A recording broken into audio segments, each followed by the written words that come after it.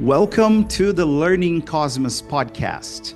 I'm your host, André Hedlund, educational psychologist, author, geek, and nerd.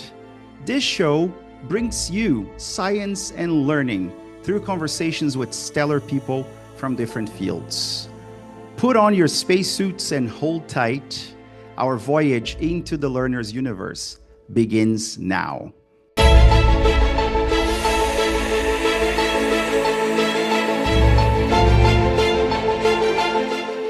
All right, folks. So welcome to another episode of the Learning Cosmos podcast. I'm here with Dan Willingham, right? So can I call you Dan? Absolutely. Excellent. So Dan, how are you doing today? Well, thanks. I hope you are. Okay, perfect. And let me just tell you, it's a real pleasure for me to have you as my guest on the podcast because as I was telling you before, I have your book, and I think your book is really well written. So thank you very much for this. Outsmart Your Brain. Yes. And today we're going to talk about some of the things you discuss here. But before we get into that, I wanted to ask you perhaps a thought-provoking question about science. I know that in the US, here in Brazil, and in different parts of the world, people are attacking science. They don't believe science actually works. They have, conspiracy theories being promoted everywhere. So why is science important then? I mean, there are lots of ways of understanding our world, lots of sort of foundational assumptions that one might make about the nature of our world, and also different methods you can use to piece together new understandings of the world. And I think more than one lens on the world is valid, but science has proven especially effective for answering certain types of questions. And I think most people are most attuned to the practical benefits that have accrued based on knowledge that's been gained through science. So, I really, I very much resonate with that as well. We have, fabulous technology that's grounded in science. We've had advances in health, in agriculture, but these have led to enormous improvements in the quality of life for all of us. I also enjoy science just as a lens on the world that helps me make sense of the world. It's sort of the way that I live my life, as opposed to other ways of helping me to the other lenses that help people understand why are we all here, what is my purpose, and so on. I very much resonate with the scientific view. But I don't think not everybody does, and of course not everyone needs to. But I think the practical benefits really are important for everybody. Yeah, I couldn't agree more. And what about science about learning? Because I think a lot of people are very skeptical, and I think skepticism is important. Of course, you have to be critical of things, but a lot of people actually assume that since teaching and learning are intrinsically, let's say, human endeavors, that science cannot really tell us anything about how people learn and how we can teach accordingly. So is science important for learning and teaching as well, Dan? Yeah, I think science is important, and I understand why people are skeptical about that. I understand why people may not like the idea very much, but I think that is due to a misunderstanding of what I think the role of science is vis-a-vis teaching. So let me start off by saying that the idea that we can't really use the scientific method to help understand learning doesn't make very much sense to me. I mean, I mentioned one of the benefits of the scientific perspective has come about in health through advances in medicine. And that's because everybody's digestive system, circulatory system, reproductive system, to a first degree of approximation, they all work in the same way. It's not like you have a radically different set of lungs than I do, in terms of the way they work, right? By virtue of being human, we all sort of have bodies that follow certain rules. That's true of the central nervous system as well. Your brain architecture is set up, through your DNA and through roughly common experiences by virtue of living in this world. There is strong commonalities in the way that people think and learn. Now, I think where the next step is trickier, which is what to do with those commonalities. Yeah. And this is where we step from basic science into applied science. Basic sciences just describe the world as it is. So one appropriate topic for basic science is, how does the human brain accomplish learning? But schools are doing something a little bit different. Schools are not seeking just to describe how children learn. We have goals for what children are going to learn and what sorts of experiences they're going to have while they're in school. And so those goals, and for what children are going to learn and for what experiences they're going to have, those are independent of science. Goals, the goals you set are a matter of values. So we know, for example, that our brains may all be the same, but people have different interests, right? And how should schools respond to the fact that children have different interests? Well, one possibility, science is completely silent on that matter, right? One possibility is we should honor students' differences and every student should get to study what they want to study. Another possibility is, well, I'm sorry that you're not interested in math, but every kid needs to know math, right? So when we talk about science playing a role in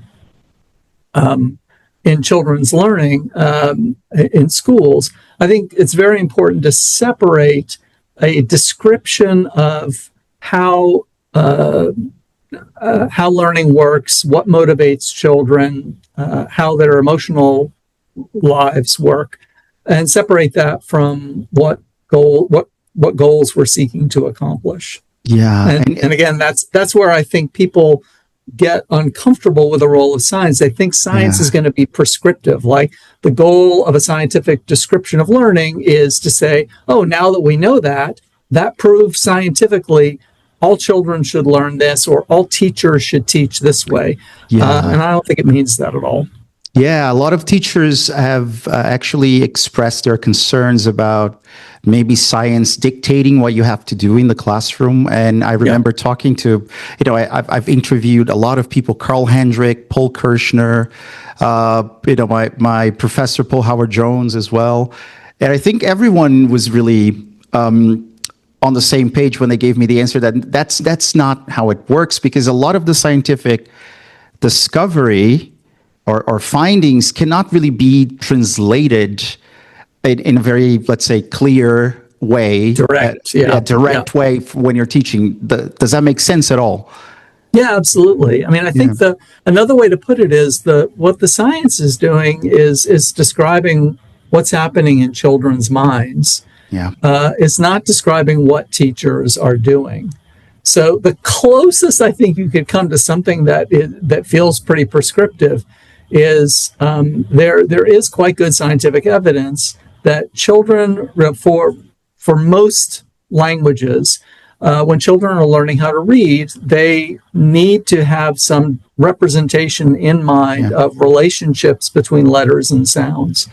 Does that mean that you need to teach synthetic phonics? Well, not directly, but somehow kids have got to have that knowledge in mind. And that's, there's sort of a straightforward way to teach it, a way that's proven. But that's the closest I think you could come. And even there, it's not necessarily direct, but you get, I don't need to belabor the point.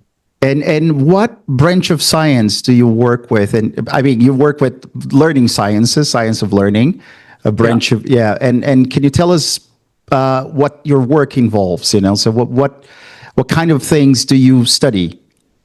Yeah, so Yeah, my background, my PhD was technically in cognitive psychology. It was really at the intersection of cognitive psychology and neuroscience, and the topics that I studied were, in particular, looking at the idea that there are separate neural systems in the human brain that are devoted to learning different aspects of our environment.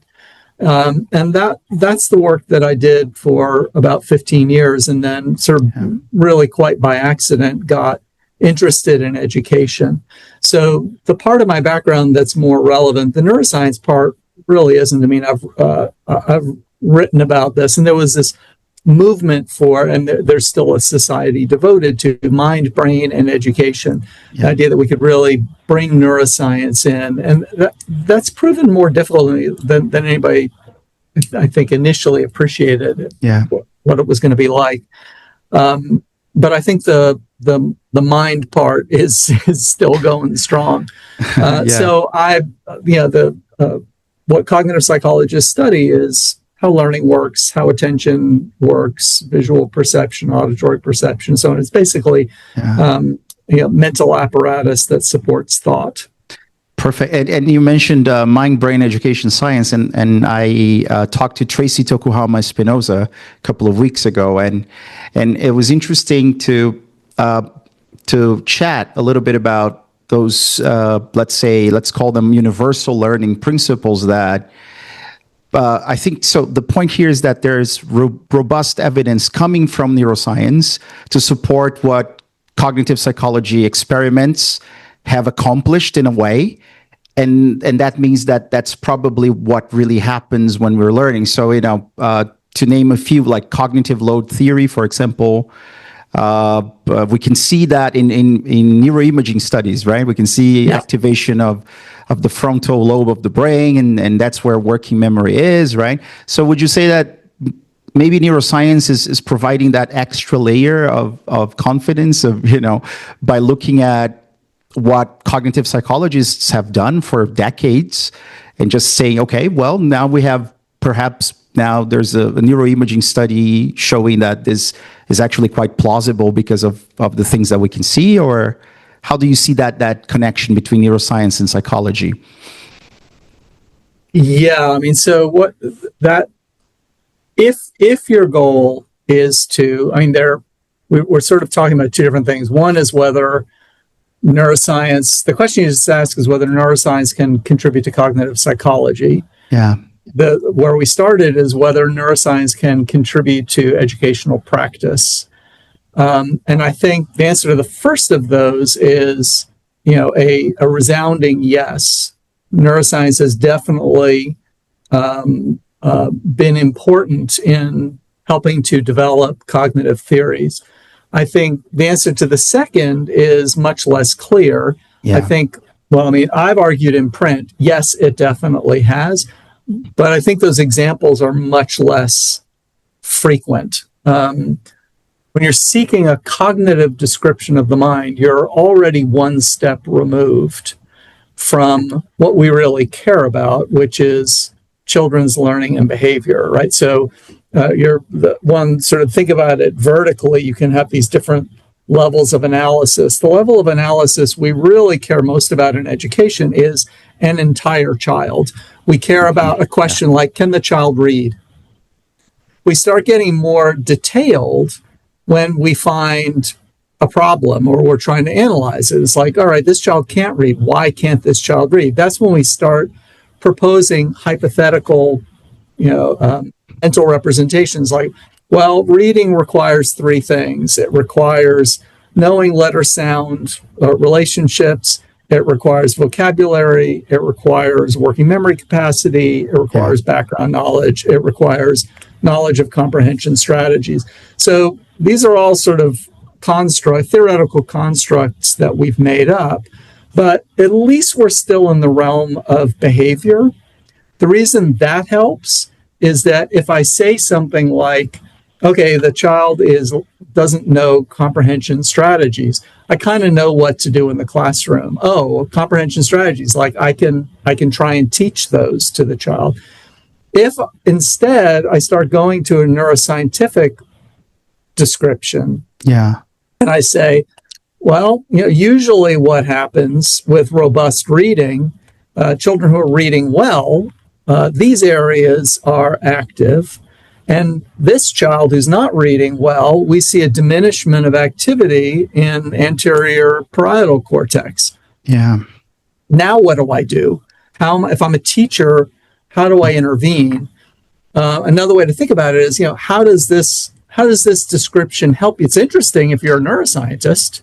Definitely. How does it help you if you're an educator? Now, there are instances where that kind of information has actually ended up being informative. So in reading in particular, there were people, in a way, don't even remember this, but through the 1990s, like there were really two theories about what was going on in most cases of dyslexia.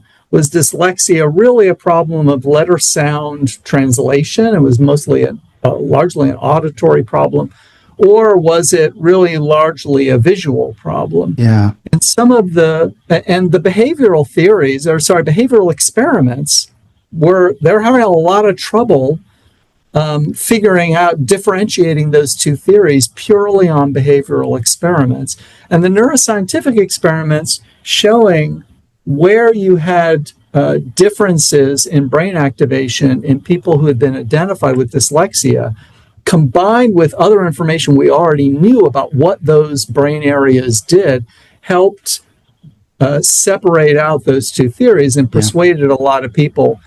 Well, it looks like in many, if not most cases of dyslexia, there's a big problem in getting from the visual information, which is processed fairly routinely, but then making the association to sound, that's a big problem. So exactly, it's a long answer, but that's the, I think, yes, you can use neuroscientific data, and there's evidence that it has been used, but I think it's not common. Yeah, I remember reading about that was the research of Stanislas Dehaene, I think, reading in the brain and the brain's letterbox, and I think the issue here is that sometimes that research can actually turn into a neuromyth by just you tweak things and you. I think when people talk about neuroscientific discovery, there's a lot of oversimplification that can lead to not very positive outcomes, I guess.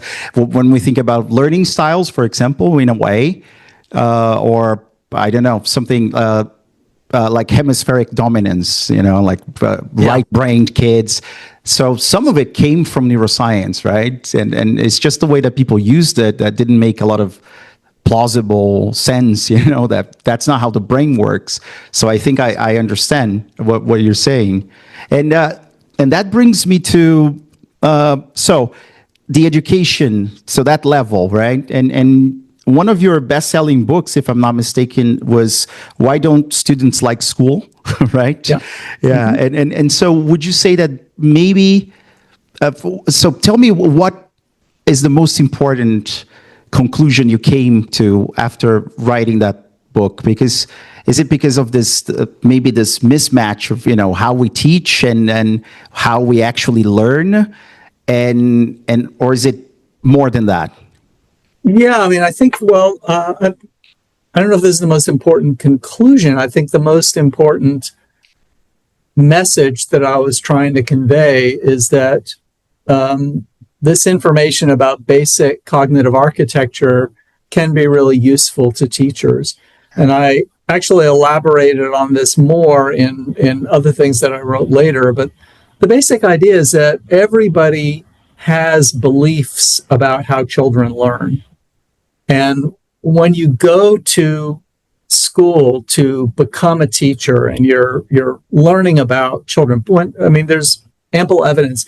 Before you ever go to your teacher education program, you already have beliefs about how people learn and what children's emotional lives are and so on. When you go into your teacher education program, you're going to be instructed about a lot of specific things that you will encounter in the classroom. So if you're, teaching third graders, and most of your children will be pretty good readers by that time, but some will not, and you'll be taught, here's some things you can try for children who are struggling with reading and so on. That's great. In addition, you're going to be confronted with lots of circumstances that no one prepared you for, because you never know what's going to happen in a classroom, right? In those moments, how you respond is going to be determined in part based on your beliefs about children. Definitely. Right? What motivates them, what their emotional lives are like, and so on.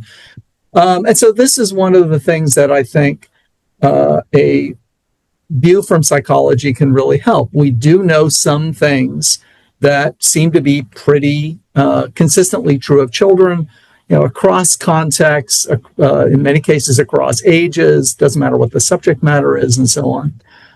And so that, I think, is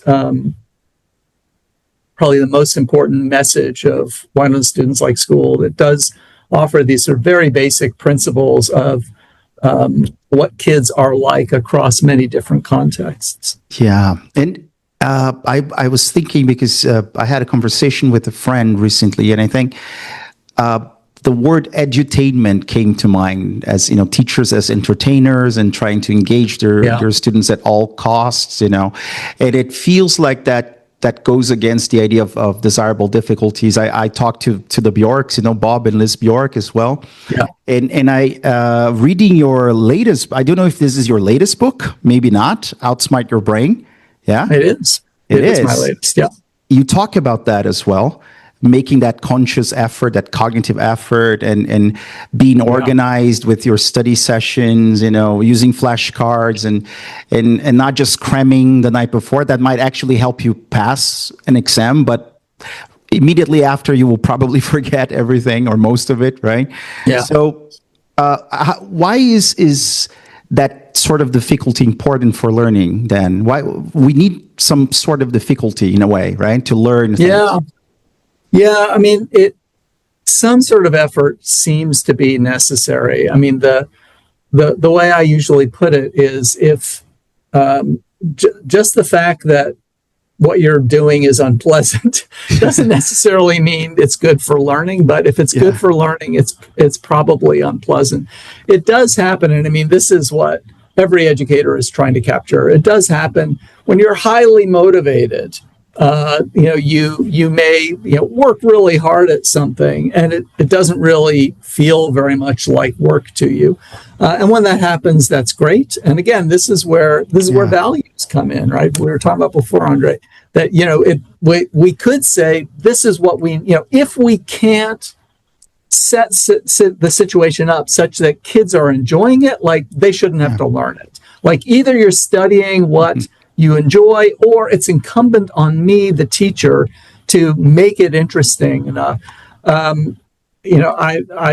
that's not my value. That's not my value for my children. And it's making teachers' lives way harder, I think, right? I think it's an unreal. First of all, I think that there are things that every child needs to know for citizenship, for their own. To ensure that they're going to be able to get along in life. So those things have to be learned. And I think it's too great a burden to tell teachers.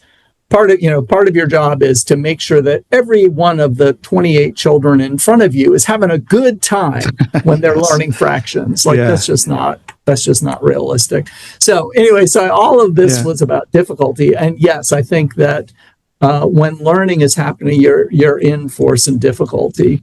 And I think the reason for that is instructive, that most of the time, what we want to do is what we've done in the past. And that's really adaptive. So when you're confronted with any sort of a novel situation, the first thing you do is not think about it. The first thing you do is consult memory and say, well, have I encountered this situation before? How did I react? And did it work out okay for me?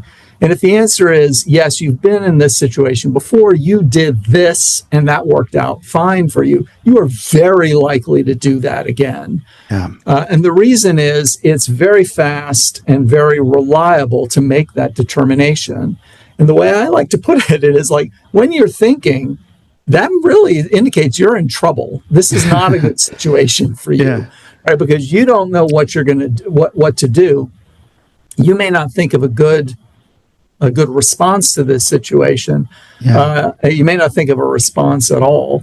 And so given that bias, this is I think one of the ways that our cognitive system tries to keep us, the way it keeps us alive is it keeps us doing what we've done before that was the safe thing, the successful thing in the past. And one way it does that is that when you're thinking, it's kind of unpleasant. It feels taxing and so on. So, yeah, that does put a different perspective on school. We are constantly asking kids to do something that doesn't feel that great. Exactly. And I was thinking about, I think maybe the first chapter of this book, you talk about how lecturing is based on a sort of hierarchical order. And then we think in terms of linearity, like having a conversation with a friend, actually. So our brains have evolved to understand that. I remember reading Paul Howard-Jones's book, Evolution of the Learning Brain. And even I think David Geary also talks about biologically primary knowledge, stuff that we kind of evolve to acquire. So we don't need formal education to learn that, right? And so going to school. So now let's think about college students, right? Going to college is really hard. You have very complicated lectures, right? And so what would you say students are usually doing wrong because they complain that they're not learning very well.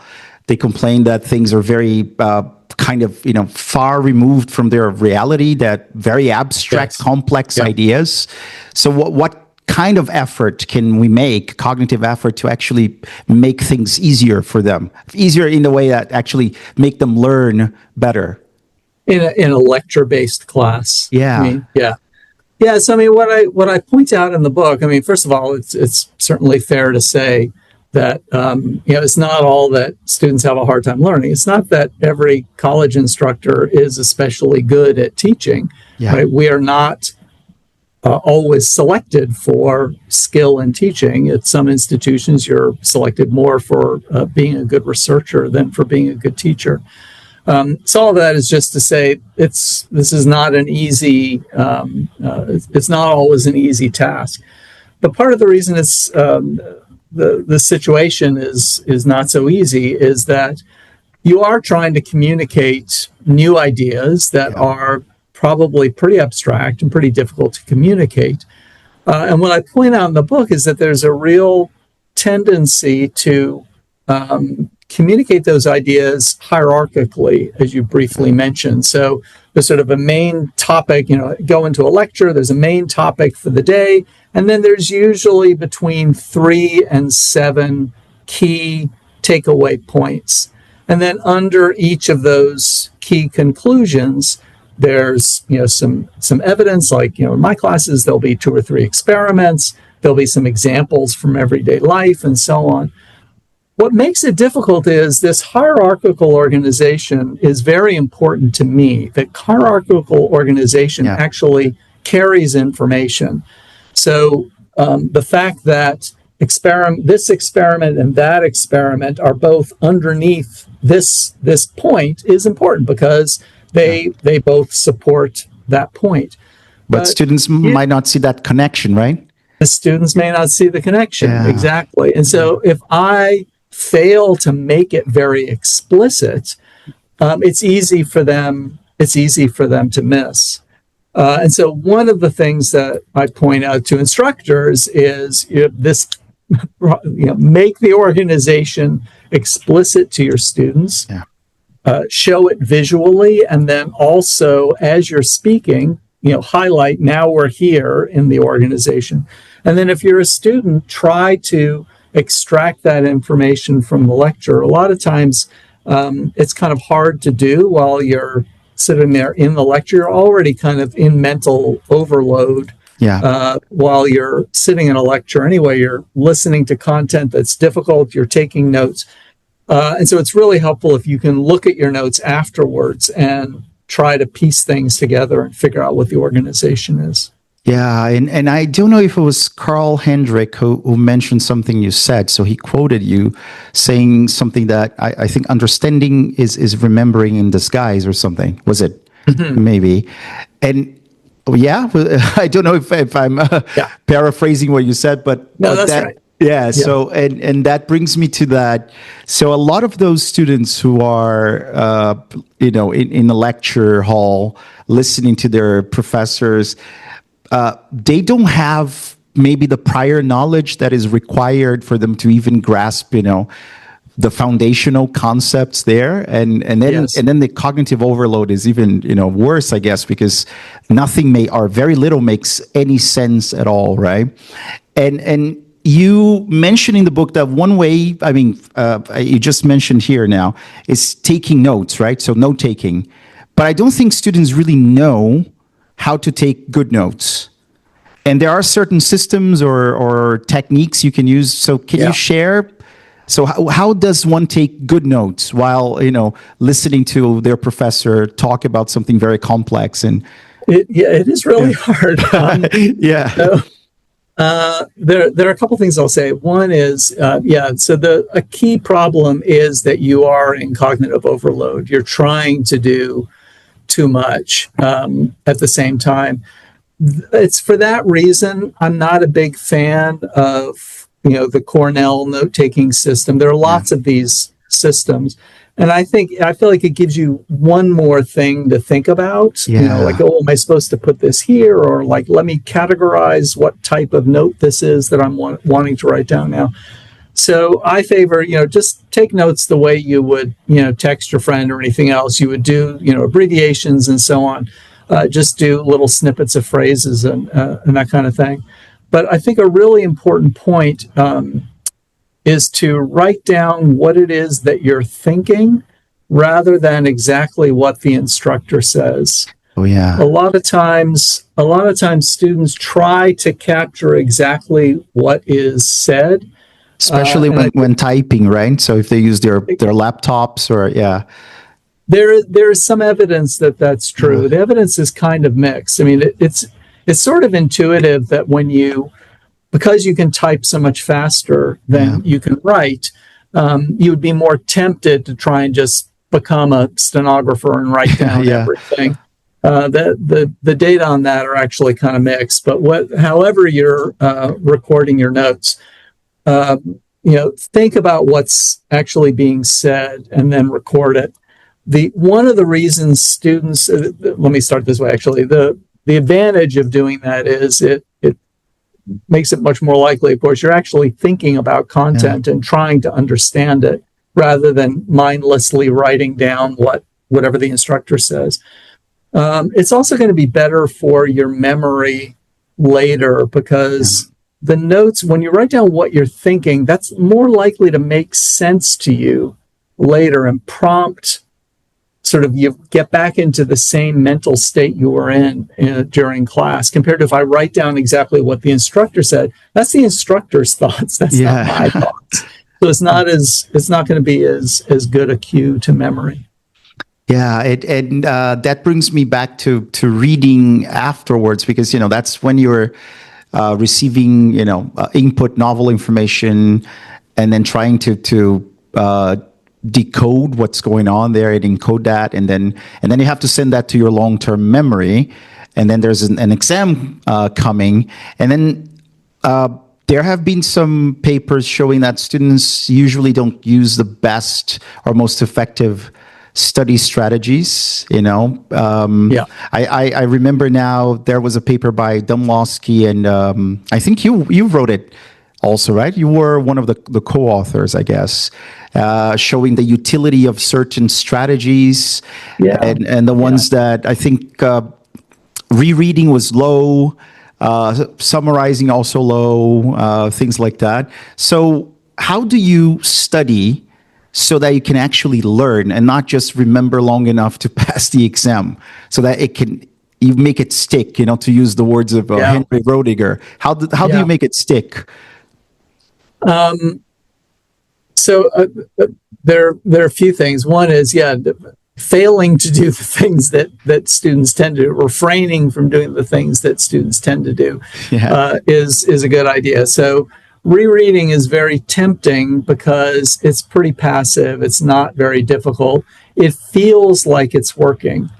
Because as you're reading, the content feels more and more familiar. It's like watching a movie that you've seen before, watching it a second time. You're like, oh yeah, sure, I remember this. I totally know this movie. And if the test were going to be showing you your notes and asking whether or not you've seen them before, rereading your notes would be a good way of testing it, right? But that's not going to be the memory test. The memory, and similarly, it's if you're rewatching a movie, that doesn't mean if I turn off the movie, you could then finish it for me, reproduce it from memory. And that's the key thing. Rereading might help you recognize things later. It's not going to help you produce them. And on the test, you're going to have to produce things. So what that then tells you, okay, so studying should look more like what the test is going to be like. So you want to study in a way that makes you produce answers.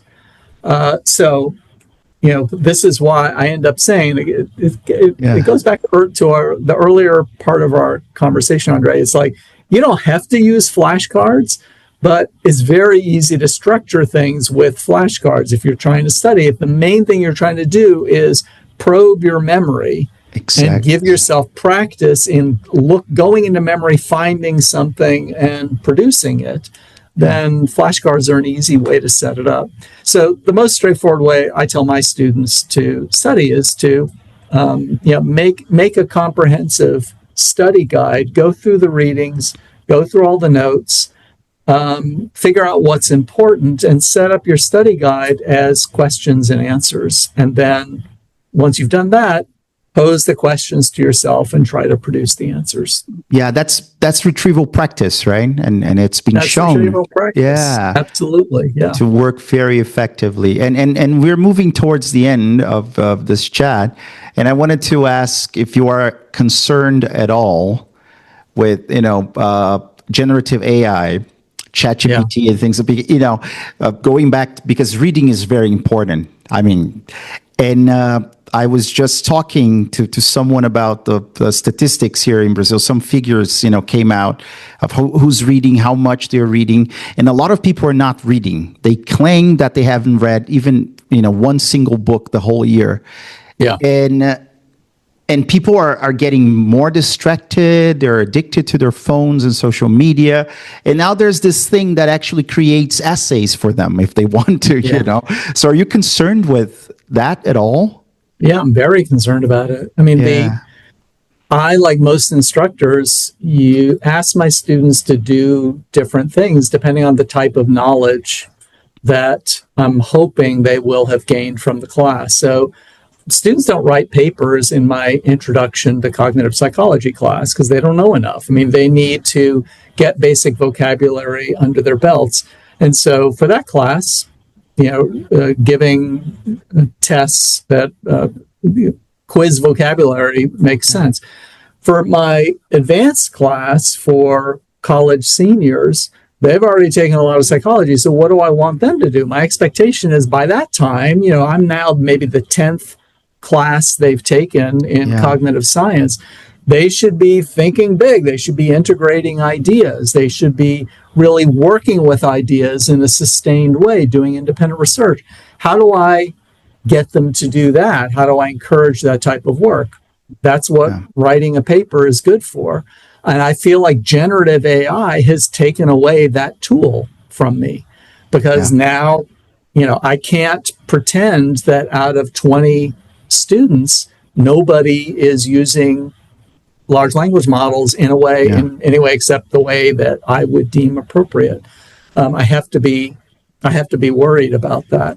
So yes, I think it's a huge problem because I think giving writing assignments is very important in certain classes, And large language models have made it very difficult to assign writing for students to do independently. Yeah, and it's really difficult to detect whether students have used anything. You can. You can. It's virtually impossible. I think. Yeah. I think when we look at something that was generated by ChatGPT, without tweaking the prompts, or it looks like it was generated by ChatGPT, right? But we can't really assert that. Yeah, I mean, exactly, exactly. Not with enough confidence. Yeah, that I could say to a student, "I don't think you wrote this." Yeah. So that's a huge problem. Yeah. And speaking of, you mentioned in your book also that reading, a novel or literature is very different from reading a textbook. You have to understand the context and everything. Because you might forget what happened in the previous page and so on, right? And then I wanted to ask you at the end of this chat about your books, actually not your books, the ones you have published, but the ones you have read, because I consider myself a major geek and I'm into sci-fi and, fantasy. Yeah. Did you have that growing up? Did you read novels, dystopian novels, things like that, or? I did read novels. I was not especially interested in science fiction as a genre. Yeah. I read a lot of nonfiction as well. But the fiction I read was growing up in the US, I read mostly American and British authors. I actually tended to read a lot of the kind of stuff that was assigned in school. I also read, novels that were popular at the time. I've always I've always been a leisure reader. Yeah, and that's also important for learning. Would you say, Dan? I've read that extended reading is really important for vocabulary acquisition, like developing your linguistic repertoire. And would you say that reading literature, for example, is good for learning as well? Yeah, it is. I mean, it's and there's ample evidence for this, as you say, for vocabulary, also for more varied sentence structure, and if you're interested in writing and also speaking in ways that can be more effective, it consciously or unconsciously sort of absorb these other ways of arranging sentences.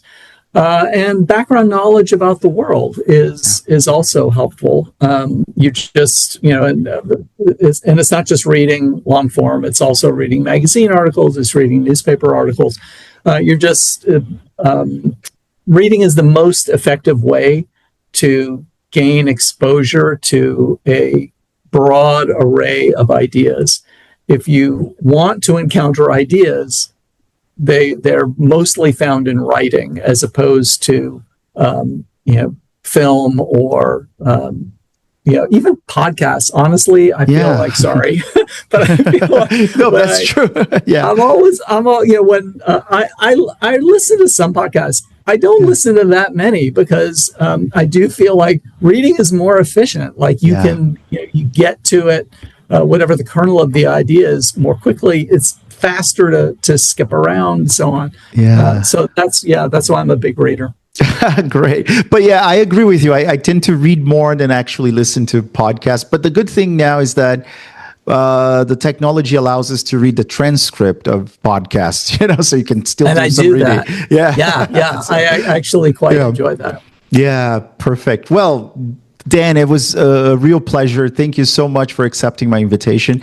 I just want you to maybe, what would be your final message to teachers out there who want to understand learning better, so maybe they can be better teachers, even though those things don't translate into practical teaching tips? But what would you say to those teachers listening to us?